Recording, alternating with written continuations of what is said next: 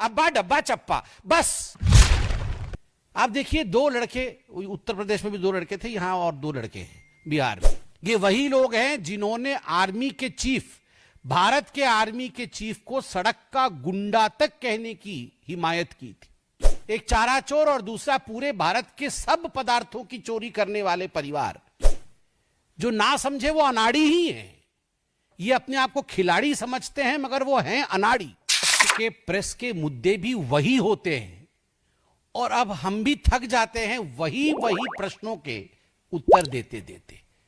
जनता को भी लगता होगा आखिरकार ये कांग्रेस पार्टी और विपक्ष के लोग, उनकी हताशा की सीमा इस कदर बढ़ गई है कि हमेशा चोर चोर चोर चोर चोर चोर करते रहते। अब जब देखिए राफेल के समय चौकीदार चोर, अब देखिए तो वोट की चोरी। ये स्वाभाविक है, जिसके स्वभाव में जो होता है उन शब्दों का प्रयोग वो बार बार करता है। आप देखिए, दो लड़के, उत्तर प्रदेश में भी दो लड़के थे, यहां और दो लड़के हैं बिहार में। दो लड़के ये जेल यात्रा, बेल यात्रा सब कुछ करने के बाद अब कौन सी यात्रा कर रहे हैं पता नहीं, चोरी की यात्रा। कुछ नहीं होने वाला है, कुछ नहीं होने वाला है। जनता जनार्दन है, सब कुछ जानती है। एक चारा चोर और दूसरा पूरे भारत के सब पदार्थों की चोरी करने वाले परिवार, ये मिलकर के संवैधानिक संस्थाओं को जो चोर घोषित करने का काम कर रहे हैं, यह आपत्तिजनक है। जो ना समझे वो अनाड़ी ही है। ये अपने आप को खिलाड़ी समझते हैं मगर वो हैं अनाड़ी और कुछ नहीं उनका होने वाला है। वो समझना नहीं चाहते हैं।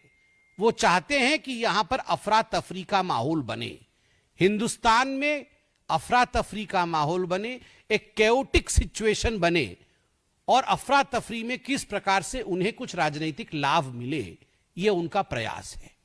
ऐसी कोई संवैधानिक संस्था भारतवर्ष में नहीं है जिसके विरोध में कांग्रेस पार्टी, राहुल गांधी, गांधी परिवार और गांधी परिवार के इर्द गिर्द घूम रहे बाकी पारिवारिक पार्टी जो है उन्होंने हमला न किया हो।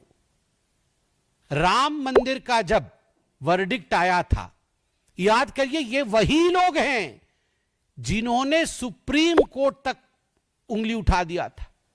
उस समय सुप्रीम कोर्ट की तरफ उंगली दिखा करके बायसनेस कहा था इन्होंने कि ये सुप्रीम कोर्ट भी कहीं ना कहीं लगता है बायस्ड है। उस समय आर्टिकल छपते थे सुप्रीम कोर्ट के विरोध में, जजेस के खिलाफ।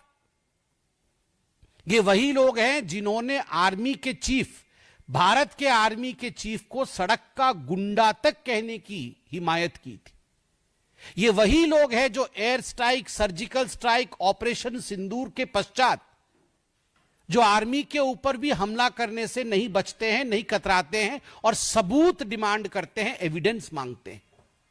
आप सोच के देखिए, आर्मी को नहीं छोड़ते, सुप्रीम कोर्ट को नहीं छोड़ते, इलेक्शन कमीशन को नहीं छोड़ते, कौन सी ऐसी संस्था है जिसको इन्होंने छोड़ा है?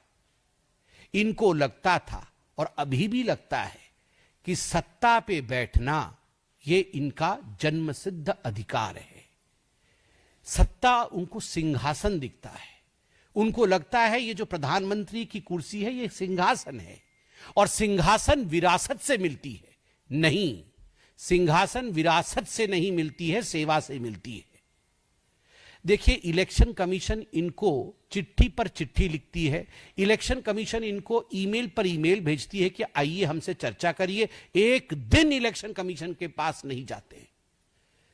इलेक्शन कमीशन ने कहा 45 दिन का समय होता है। ये इलेक्शन कमीशन क्या कहेगी? ये भारत का संविधान कहता है 45 दिन का समय होता है। आपको अगर लगता है आपके विधानसभा में, आपके लोकसभा में गड़बड़ी हुई है जिसके कारण से विपक्ष का प्रतियोगी जीत गया है, विपक्ष का कैंडिडेट जीत गया है, तो 45 दिन के अंदर कोर्ट की शरण में जाइए। आप जाके रिट पिटीशन करिए, इलेक्शन रिट पिटीशन करिए।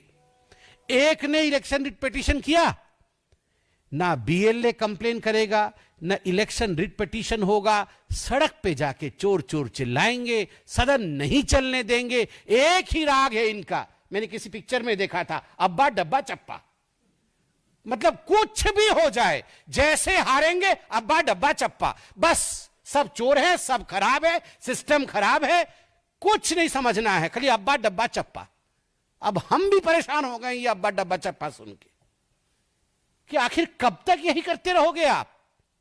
इनकी मंशा, मैं आपको आज स्पष्ट, आज मैं ये प्रेस कॉन्फ्रेंस दिल से एकदम एक हिंदुस्तानी के नाते कर रहा हूं, केवल एक पार्टी के प्रवक्ता के नाते नहीं। इनका मकसद एक ही है, और मकसद है घुसपैठियों को बचाना, इन्फिल्ट्रेटर्स को बचाना, जो बाहर की देशों से घुसकर आए हैं नकली इनके लोगों के द्वारा। आप टीएमसी के लोगों को देखिए बैठकर किसका वोटर कार्ड बना रहे हैं, किसका आधार कार्ड बना रहे हैं।